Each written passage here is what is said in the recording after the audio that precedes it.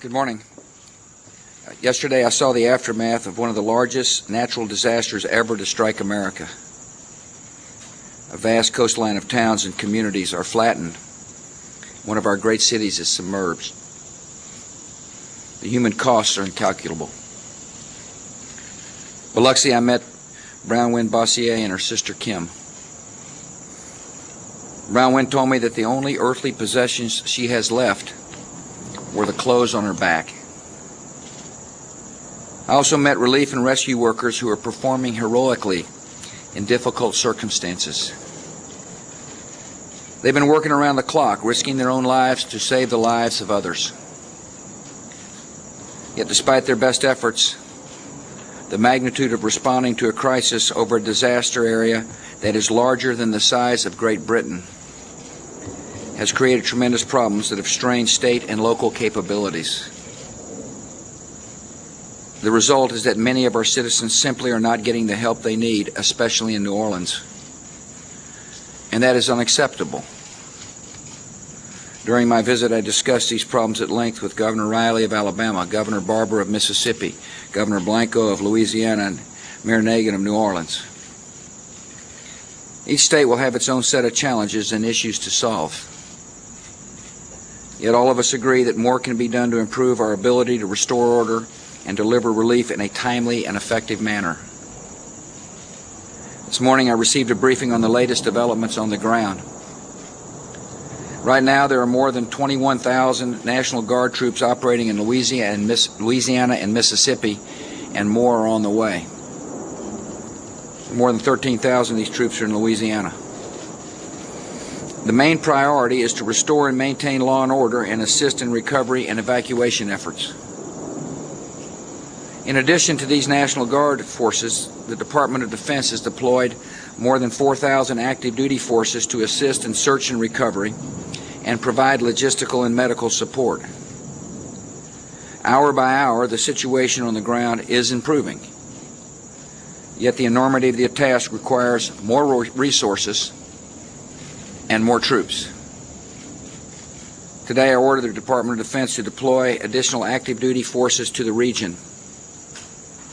Over the next 24 to 72 hours, more than 7,000 additional troops from the 82nd Airborne, from the 1st Cavalry, the 1st Marine Expeditionary Force, and the 2nd Marine Expeditionary Force will arrive in the affected areas.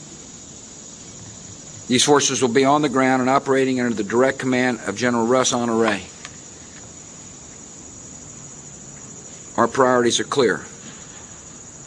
We will complete the evacuation as quickly and safely as possible.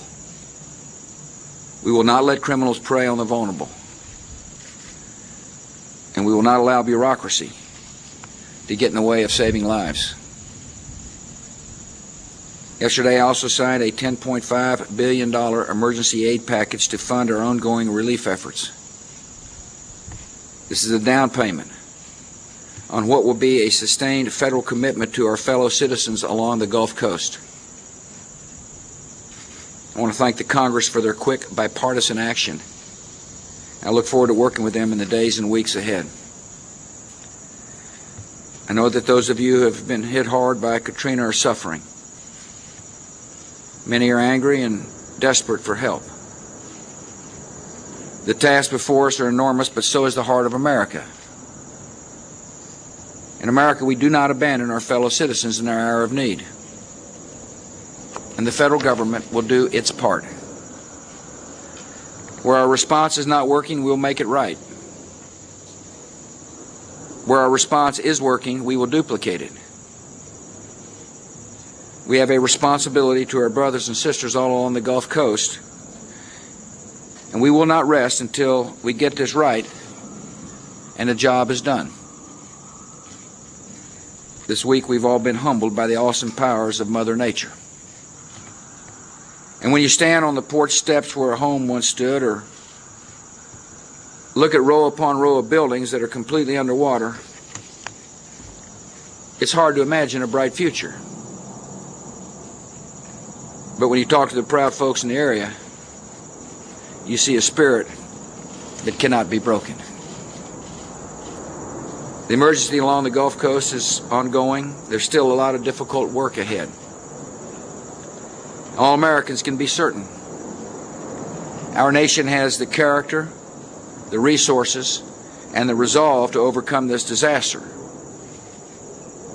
We will comfort and care for the victims. We will restore the towns and neighborhoods that have been lost in Louisiana, Mississippi, and Alabama. We will rebuild the great city of New Orleans. And we'll once again show the world that the worst adversities bring out the best in America. May God bless you, and may God continue to bless our country.